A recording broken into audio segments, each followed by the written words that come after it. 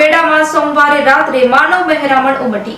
કચ્છના નખત્રાણા તાલુકાના મોટા યક્ષ મિની તરણેતર સમા મોટા યક્ષના મેળામાં સોમવારના રાત્રિના સમયે મેળામાં માનવ મહેરામણ ઉમટી હતી અને લાખો સહેલાણીઓ મેળાની મોજ માણવા માટે આવ્યા હતા। નખત્રાણા, માંડવી, અબડાસા, લખપત તાલુકામાંથી લોકો આવી પહોંચ્યા હતા અને કચ્છનો સૌથી મોટો મેળો યક્ષ બહુતેરા લોક મેળામાં જનમેદની ઉમટી હતી।